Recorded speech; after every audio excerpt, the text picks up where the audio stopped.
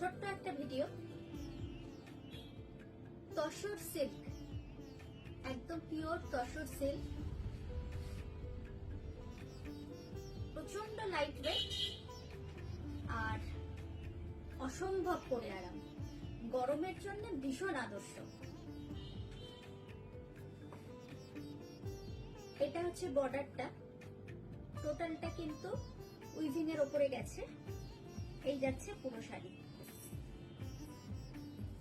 আমি যেমন same blouse দিয়ে করতে প্রেফার করি, কন্ট্রাস্ট দিয়েও করতে পারো, কোনো অসুবিধা নেই।